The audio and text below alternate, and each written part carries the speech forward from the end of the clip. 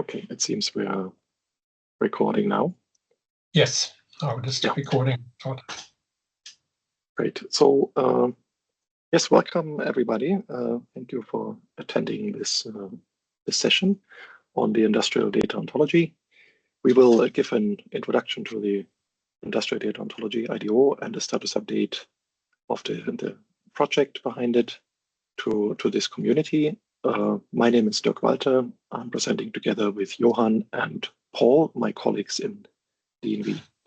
Before we dive into all this content, we would like to give a brief background on what is DNV and how does it relate to this work. So I'm gonna give a quick overview. DNV is a global independent assurance and risk management company with over 15,000, actually close to 16,000 employees in over 100 countries. Our role is to help customers and their stakeholders to manage risk and complexity with confidence, especially in times of major technology and sustainability transition. Across the maritime, energy, and industrial sectors, DNV combines deep domain expertise with digital and data capabilities to support safe operations, digitalization, and decarbonization. In our unit in particular, and that's the unit that Johan, Paul, and myself are working in DNV, we focus on helping industrial customers to get value from their data. Especially in asset-intensive industries, we see time and again similar challenges. Data exists, but it is fragmented across different tools, vendors, standards, and this makes integration, automation, and advanced analytics difficult. Our services address this by providing a trusted semantic foundation. We work with industrial ontologies, information models, and governed reference data that unify data across systems and across the supply chain. As part of our services, we design models, and we also help deploy these models and operate these models in real environments to ensure alignment with standards and to support customers with training and governance. In this work, a key enabler is the industrial ontology tool, which allows customers to scale ontology development by building models directly from data. Now, particularly regarding the IDO development, this was a true team effort. And I would like to give a shout out to all the members in the IDO core team that have contributed in various ways. So there's Ingrid Karstad from Standards Norway, Kristina Tomicic and Jan Schletterpark from Aker Solutions, Andreas Neumann, who joined us as a freelance catalyst, formerly Siemens Energy, Michael Sauvage from Airbus, Mikkel Brynildsen from Grundfos, Mihaly Fekete from Equinor, Per-Olav Opdahl from Cognite, Maja Milicic-Brandt from Siemens, Caitlin Woods and Melinda Hodkiewicz from the University of Western Australia. Caitlin also works with Grundfos. Then we have Jean-Charles Leclerc from Total Energies, Anders Scherver, formerly Able, now with Lepus, and of course Neil Sandsmark from the POSC-CISA Association. From DNV, we have Arild Toyussen, Johan Klüwer, Pål Rylandsholm, and myself, Dirk Walther. Paul has been or is leading this project, and this is part of Workgroup 26 in the subcommittee 4 of the Technical Committee 184 in ISO. It is supported by the Arrowhead FPVN project and the DISC initiative in Norway. Okay, with that out of the way, this is what this is how the presentation is structured. First, I'm going to give a brief introduction to the industrial data ontology. This is actually a recap. A more detailed and extensive version is available online at PCA. Then Paul will give a status of the development and standardization of IDO under ISO 23726 Part 3. And then Johan and myself will talk you through the main changes from the previous version of IDO, this version, Draft International Standard version 4.1, to the final draft international standard version 4.2.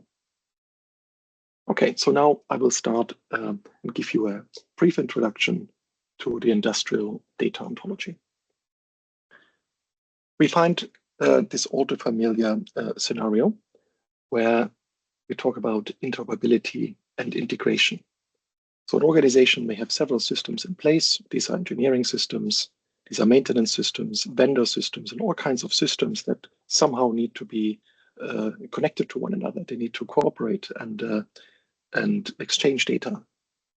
And how this is done is, well, in the beginning, it seems easy. We integrate systems together. And when a new system comes, we need to integrate all of them in various ways. And the more systems we add, we realize the number of integrations potentially grows much faster than the number of systems.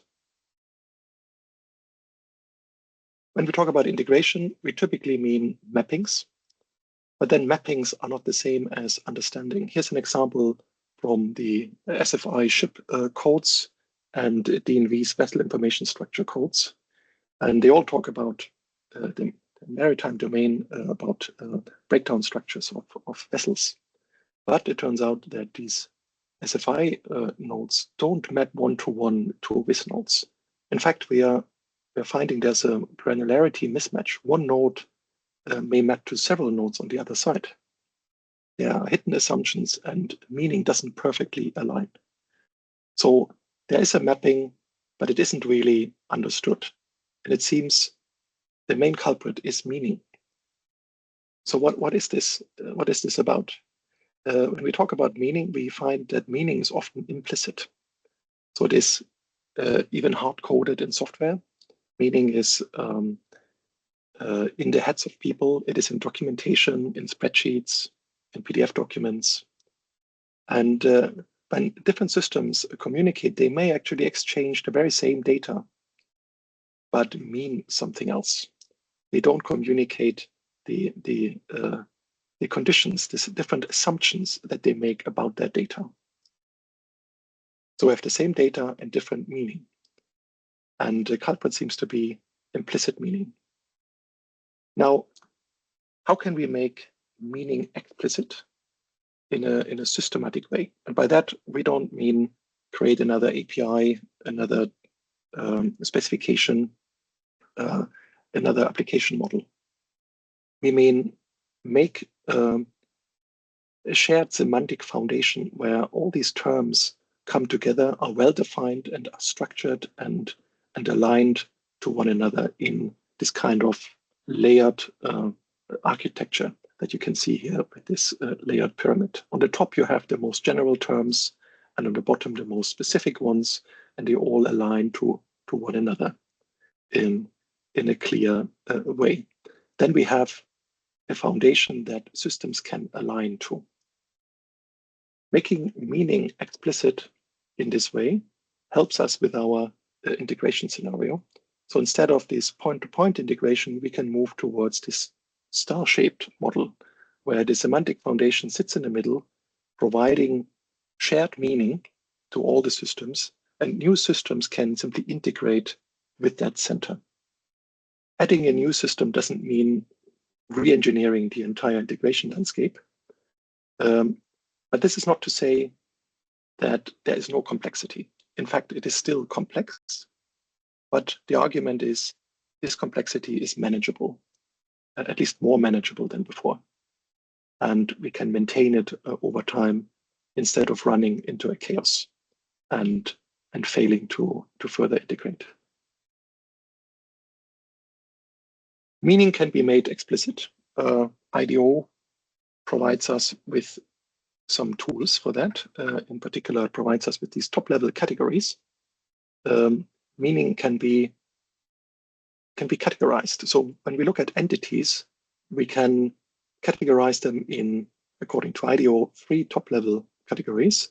They're called object, dependent, and temporal. Objects are independent entities that persist through time. Dependents are inherent qualities or potentials of an object. And temporals are entities relating to or occurring in time. Now, any entity can only be a member of one of these categories. No entity can be a member of two or more of these categories. We say that these categories are disjoint. That's very important for the alignment later. Of course, there's more to it. IDO provides us with further layers in this categorization. For example, here we see the second layer, where the object category is further subcategorized into these four buckets. We have the physical object, which are tangible entities with mass and spatial occupancy. There are these locations, which mainly refer to spatial regions. We have the information object category with data and information. We have organizations or groups with a common objective. The dependent category is categorized into potentials and quality. Potentials are attributes realizable through activities. Qualities are inherent attributes. The temporal category on the right is subcategorized into activities, temporal region, and spatial temporal region. Activities are temporal phenomena involving physical objects. Temporal regions are instances and intervals, and spatial temporal regions are regions occupied by objects during specific time periods. Now, these are only the first two levels. There is more going on in IDO, but this helps to understand the main picture. Now, again, each of these are pairwise disjoint from one another. Any entity can only be a member of one and not of any two categories. Now, given that we can categorize entities, we can, and we know that they are kept separate from one another in this, using these categories, IDO provides relations to bridge these different categories. So objects can have potentials, objects can have qualities, objects can participate in activities, potentials can be realized in activities. These relations come with an inverse as well. So you can go back and forth. Let's look at an example. So it's very important that these entities can be related to in a sort of coherent and canonical way. And this is done via. 就是这个 Professor John 郑教授问，就是说为什么我们要搞3个 project leader？我觉得就帮我回。I think we have some background noise. Could somebody mute, please? Thank you. So we have these modeling patterns, and this is one fundamental modeling pattern in IDO, where a physical object, in this case a pump, has a function there to increase pressure, which is organized under the potential category, and that increasing pressure function is realized in the pumping activity, which then has the pump as a participant.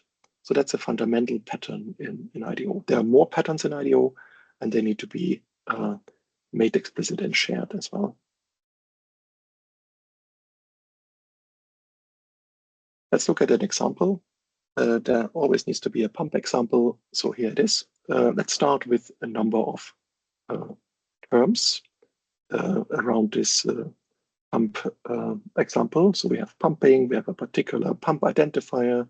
We talk about control lines, rotating equipment, a pump type, in this case, a centrifugal pump, and so on. We take this terminology and we organize it into the categories provided by IDO. This is step one. In the next step, we relate these terms to one another. Additionally, we are categorizing these terms according to the categories provided by the web ontology language. So everything is either an individual, a class, or a property. In this case, all the classes are marked with a little c. And on the bottom, those terms, they are individuals. This arrow means membership, and the white arrow, the arrow with the empty arrowhead, means subclass of. So we can relate these terms to one another, and they nicely align in this kind of string-like fashion in this example, of course. Then we can relate these terms in these different categories with our properties, with our relations provided by IDO. So we see that this particular pump has a function to increase pressure, which is realized in the pumping activity, which has the very same pump as a participant. Now, given this scenario, we can now layer this terminology horizontally, applying our layered pyramid architecture in order to obtain a layered modular ontology architecture. This is how we would group and organize all this terminology. So each of these horizontal layers would then become an ontology that is then importing another layer on top. On the very top, we would find, as in this example, the IDO ontology. So this gives us a shared understanding. That means a common language with precise definitions, scalability and reuse. Models can grow without reintegration. Consistency and quality. That means reduced ambiguity and duplication, and automation and assurance, where reasoning makes implicit knowledge explicit. So this concludes this short intro to IDO, and I will now hand over to Paul. All right, thanks, Dirk, for this great introduction. I think it makes a very complex topic pretty clear to semantic enthusiasts like myself. But I thought I'll just start off by providing a little bit of history. So IDO, the Industrial Data Ontology, which Dirk now presented, is not a new thing. Development started back in 2008 in the project, the GIP called the IOHN, or the Integrated Operations in the High North project. Since and the first implementation were in 2015 with the EPC providers, or the EPCs, Apple and Aker Solutions, and at least I know that Apple, they still have their ontology system called the MMD. It's still in operation and helping them out in their engineering processes. Since the first implementations, there have been several interactions with the ISO community about this. It has been presented, and there have been different perspectives discussed. But in 2023, a new work item proposal was made to the ISO committee, the SE4, which was it's the Industrial Data Subcommittee, and the proposal was also approved as a new ISO project. And I'm the project leader for this project on behalf of PostCISR Association. But in addition, since this was it was found appropriate that we needed to establish a new work group where the responsibility for IDO should reside. So since this was the first project, I was appointed also the convener of the work group under ISO. Then if you go to the next slide, Dirk. So standardization work started, or the project started in 2008, but since 2022, the journey, or the standardization journey, has supported by a consortium of key players. And I think this has been instrumental in actually being able to push this through the standardization work with these companies. We're talking about companies in different industries, we're talking associations, we are having universities and associations on board. The motivation for these players is we need a stable reference for the integration at a sort of a top-level ontology to secure the investments we have already done with this area. And also there is an acknowledgement that we need a common language also to integrate not only information, but the standards and the requirements we are working with in the industries and also across industries. And a feature that's important in this sort of logical-based world is the ability to support automated verification and validation in the information structure. And for that's what we call the reasoning, which is I would call it baked into IDO when you're working with it. Okay, and also, believe it or not, people are saying that IDO is simple, and it's not a very big ontology, and it is simple to use and to understand, actually, compared to other similar structures. Okay, let's go to the next slide. So the standardization work we have gone through a lot of different important milestones. I'm not going through all of these, but we started, as I said, in 2023, and in December 2024 we submitted what was called the draft international standard. This is a very important milestone, and this one was then approved. It was initiated as late as in September 2025 for different reasons, but it was approved in December last year, 2025. And from there on, the IDO is actually an official standard, and you can acquire the document from the ISO online shop. And we since December, the core group, which Dirk mentioned, have been working very hard. We met twice every week to resolve the 182 comments we received to this ballot. And if we go to the next slide, then Dirk. And the outcome of that work, we received 182 comments, and of these comments, we in the project assessed that 142 of these comments should be accepted, and these have impacted real changes to the ontology and to the standard document itself. 20 of the comments are considered. We acknowledge that these comments are very valid and they are good. It's good input to the standard, but we assess that we will need some more time and maybe even some more data to assess how we should actually resolve the challenge that's being addressed. So some of these are pushed forward in time, that we should have these are not critical things for the IDO, it's not for now, and we suggest that we actually address these in later editions of the ontology or to other parts of the standards family, which IDO is a part of, and I'll show that towards the end of the presentation as well. And finally, there were 20 comments which we, in the project group, we disagree with. We don't find these as comments which would be good to implement, or we think there might be a misunderstanding. The comment is based on a misunderstanding, so to say. So we have said that these 20 comments, we will not do the changes or do anything based on that comment. Okay, and then let's go to the next. That's my final slide for now. So, well, IDO is a document, and the changes to the ISO document are as follows. So we have for those of you who know the standard, there's a forward, there are no changes to that, no changes to the introduction. There is a small change to the scope formulation, but this is just an editorial change, so the scope remains the same. Terms and definitions, there have been some changes to how we define the sort of human readable terms in the document as such. Clause 5, what we call the IDO entities, there are changes, and that's what Dirk and Johan is going to present to you later on, spend quite some time on that. And then also important, the Annex C, which was the alignment of IDO with other ontologies, and these were the GeoSparkle ontology, semantic sensor network, and the OWL time ontology. We had a clause for that.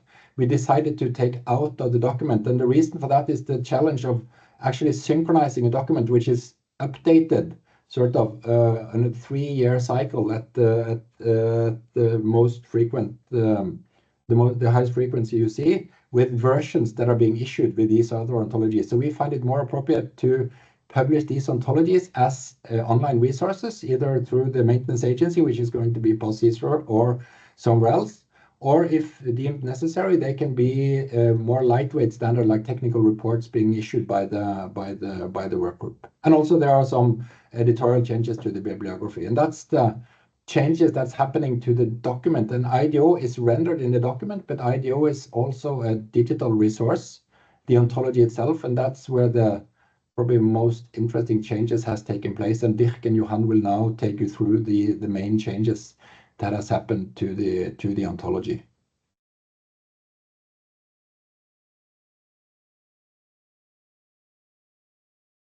All right, thank you, Pål.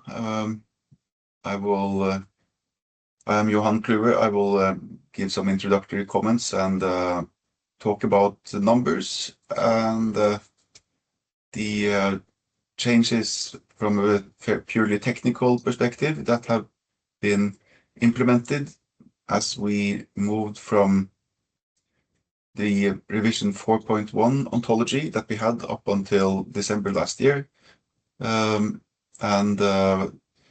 with the 10th of April, so just a few weeks ago, we finalized work on the so-called FDIS, the final draft international standard, which is going to be version 4.2 of IDO. And hopefully we are very close now to the final form of IDO, as it will be standardized in its first standardized, fully international standard version. Next slide, please. Now, in this table, which I have to rush to say that this busy slide is not intended for you to be read and consumed immediately, but it's not even written by a human hand. We have carried out the work with GitHub as a collaboration service, and that has given us several quite significant advantages, as we have had, you saw pictures of the core team that has been taking on these revision tasks. It's quite a few people. We have obviously had a large number of comments to relate to, and they are in part quite complex and require us to work through many iterations with exchanges and notes, and people may not be available at the same time all the time. So we have been exploiting the collaboration features of GitHub, treating IDO in many ways as a software development project. And what you see here in the left column is a list of topics that have been managed in response to comments that came in through the ballot period. The trigger column lists some of the most important comment numbers, and the resolution, is a very brief summary of what we ended up doing in response to these comments. I think it's worth mentioning, really, that we have been having a great help from the system that was provided to us, with LLM assistance, with organizing the work across many different issues, with being able to share graphics and so forth, and also obviously revision controlling the changes as Git artifacts. Next slide, please. So the current standing of IDO has 50 classes in the ontology, and 1 class was added during these last 4 months. Of object properties, there is 102, and 10 were added. I should note that since we have a policy of providing inverses to all object properties, there are some exceptions if the relations are symmetric. This addition of 10 object properties is really 5 properties or 5 relations plus their inverses. So it's smaller than it looks. Then we added 1 data property, particularly to do with temporal data, that will be detailed very soon. And between annotation properties, there's 1 additional, but it's not very significant, mainly purely technical update. Next slide, please. So going into a little bit more detail, we had 12 entities being added over the last months. The first 4 bullets here reference the temporal vocabulary for IDO, where we found the need to introduce a notion of a temporal datum with supporting object property relations as well as a data property relation. The 5th bullet, consumes and consumed by. This plugs a hole that was pointed out in comments to be evident. It's not a very dramatic change. And then we had some work on sites and the objects that determine sites. Dirk will come back to this later. So this is the set of 12 entities. This change is larger than we have had in earlier revisions, but then the comments that we received in this ballot round were more challenging and in many sense, and in many ways more valuable, more useful than what we've had before. And then there is actually no less than 186 entities that have been modified. And you might think, well, that was a quite high number. Is everything changed in IDO?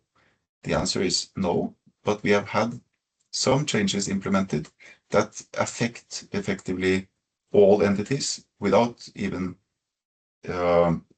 implying that we have any problem with backward compatibility. So these are changes that are minor, but they affect all entities. Next slide, please.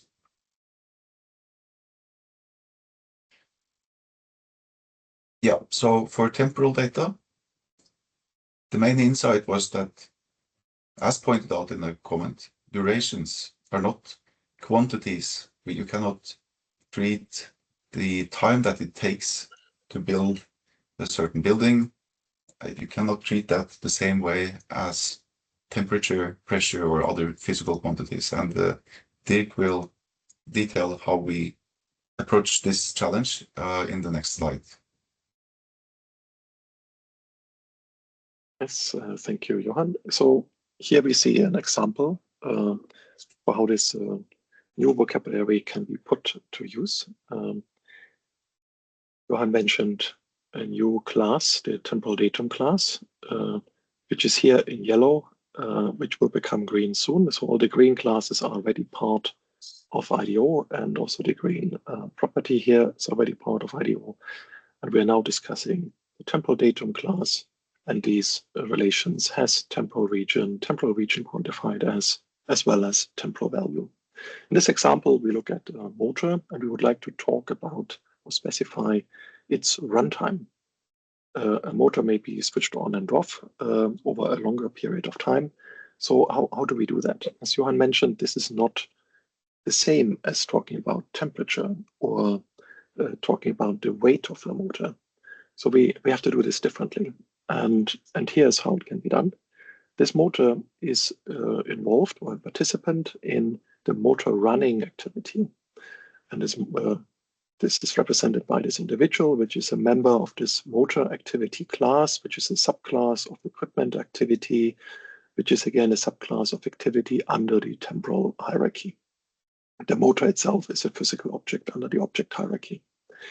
Now, this motor running individual is associated to its runtime via this has temporal region OWL object property. So this motor runtime is another individual classified as operating time, which is a subclass of interval region, which in turn is a subclass of temporal region under the temporal hierarchy. So we now reserve a temporal region to represent when the motor is running. So you can think of a timeline, and there are certain periods on that timeline colored in this is when the motor is running, and at other times the motor is not running. So it's sort of spread out over the lifetime of the motor or whenever the motor was in service. Now we reserve a dedicated information object individual, a runtime datum, and we connect it to this motor runtime via this object property temporal region quantified as. We classify it as temporal datum, this new class that Johan mentioned, which is a subclass of information object, which lives under the object hierarchy. That datum now allows us to attach values. So we can say, using this new data type property, temporal value, we can point to the actual literal value of, in this case, 100 hours. This 100 hours is represented using the XSD duration data type. So this is how it's put to use. These different properties come with inverses. This is shown on the bottom of the picture. So we have temporal region quantified as, and its inverse quantifies temporal region. Temporal region quantified as has a domain temporal region and the range temporal datum. We have has temporal region, this is this relation, with the domain activity and range temporal region. It has an inverse called temporal region off, and inverse just means going the opposite way. And we had to reorganize the existing has temporal extend property that was already in IDO and we made it a subproperty of Hess temporal region. The new data type property temporal value is specified to have a range of axis T region. So now, given this new vocabulary that we added to IDO, we can turn them green, if that works. 1 second. Yes, so we see now temporal datum becomes part of IDO as well as these relations. We can also introduce shortcut properties. They are not part of IDO. They have to be introduced separately, and we have to agree on some kind of naming scheme. On Mä oon palaverissa, eikö sun pitänyt hakea? Okay, these shortcut properties avoid lengthy property chains. So in this case, we can shortcut Hess temporal region quantified as using the Hess operating time datum. For example, name may change. You may decide to have a different name for this, for such a shortcut. Another way of shortcutting would be to go directly from the motor running activity to the literal value using a data type property called Hess operating time duration. Okay, that concludes this example, and I hand back to Johan. Thank you, Dirk. So it was pointed out in a comment that IDO had the pair of properties creates and created by to express that some activity leads to the creation of an individual. It was pointed out that we did not have vocabulary for the opposite process, namely that of consuming. So this has been added with a pair of properties, consumes and consumed by. It's a fairly trivial addition, which well, fills a gap that was there until now. Next slide, please. Then we have some extended vocabulary introduced to manage the representation, especially for buildings, where the physical artifact that is a building and the sites that are created within that building need to be represented in a convenient way. So here IDO has been, one would say, improved to make it more directly available, to make a better or richer vocabulary available as built-in for representation of buildings, but also for processes that take place within vessels or in areas that have been marked out with physical markers in these kinds of use cases. So they will give some details. Yes, so Johan showed before an overview of the different main topics that we worked on, and given the many bullet comments that we received, which we are very grateful for, it of course happens that several bullet comments refer to the same topic in one or the other way.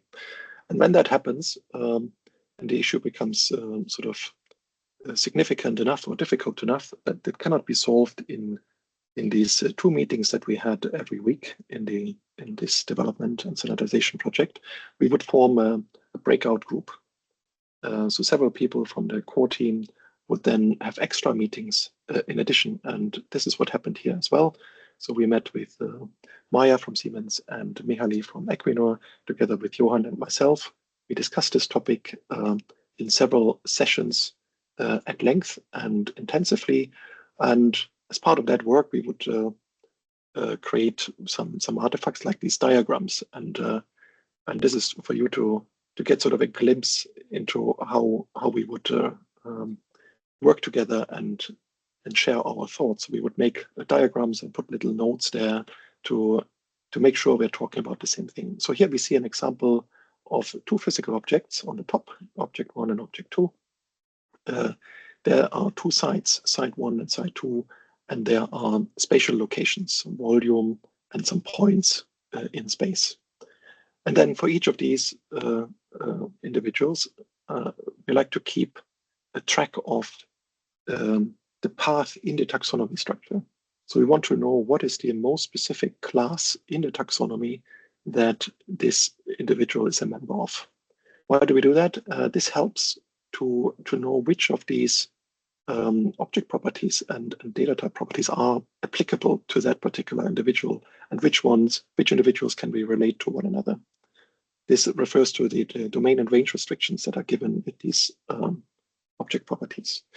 We find, again, the green ones, they are already in IDO. So all the classes in this case are already in IDO. This relation resides in is already in IDO, as well as sublocation of and has spatial extent. Let's focus on this resides in property for a moment.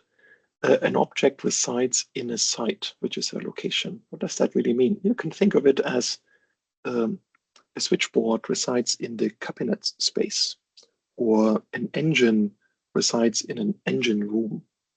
This is how this resides in property would be used. And there is something missing, and that is not the inverse of that very same relation, but a relation that goes the opposite way nevertheless, and that is called side inside of. And this is more like a meeting room, or a room is, as a site, is contained in an office building. So there are many rooms contained in an office building. And here a site is something smaller than the actual physical thing. Another example would be the ship. A cargo hold is inside of a ship as a physical object. In particular, and this relates to the site determined by the ship cargo hold, would be determined by the walls of that ship hold, which are part of the physical object ship. So we introduce this site determined by as well. In addition, we also discussed a relation specifically between two physical objects. We called it held by, but it's grayed out here. We have not included it in IDO, but it's just to say we're not just only discussing exactly what ends up in IDO. The topic is a bit broader, and we are discussing things nearby as well. Again, we can look at the different object properties, their domains and ranges.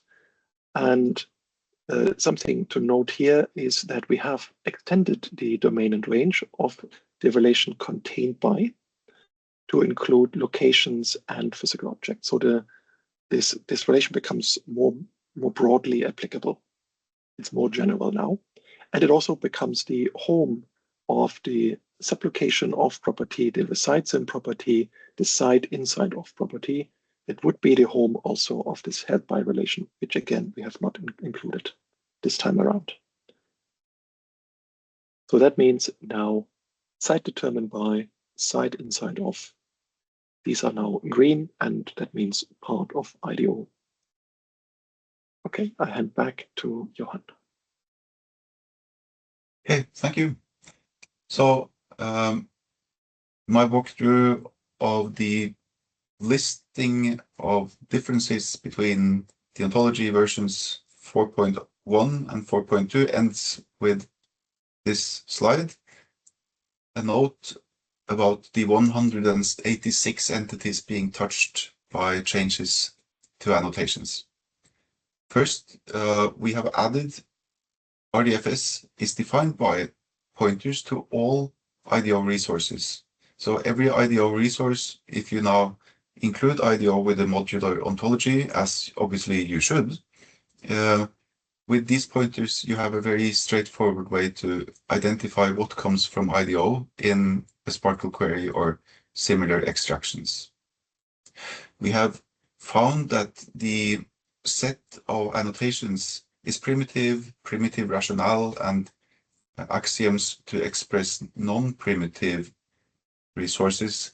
We found these to be an imperfect fit for the upper ontology nature of IDO, so these were removed. Then we have improved the precision of all the annotations that were previously expressed using RDFS comment.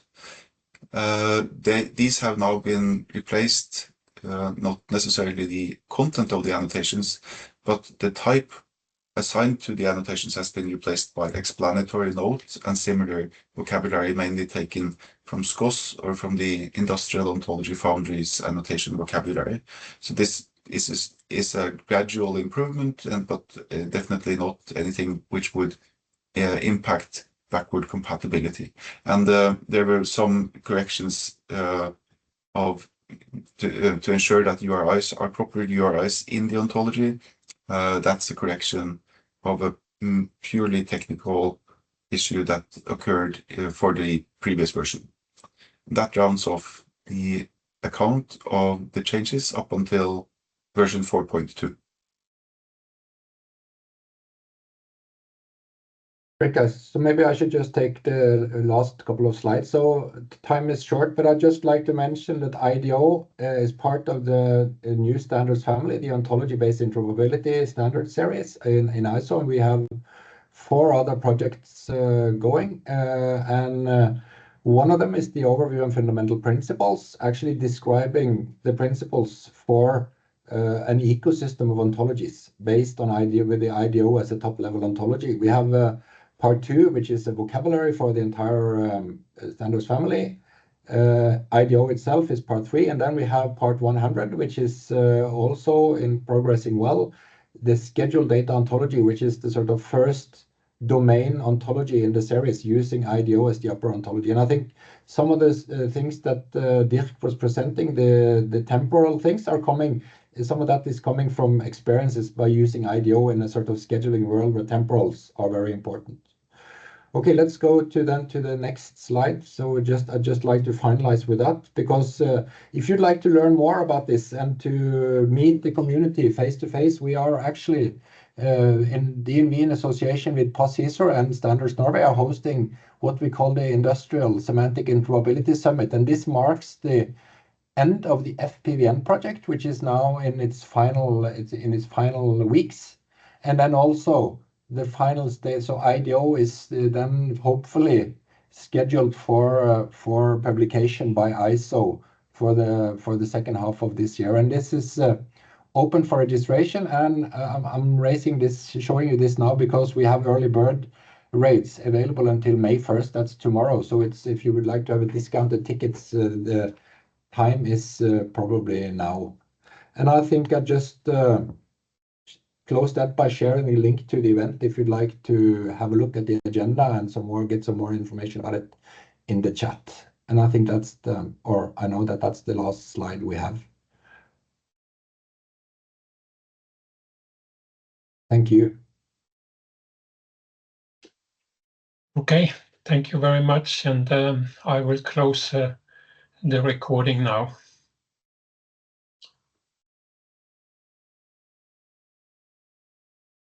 So now the recording should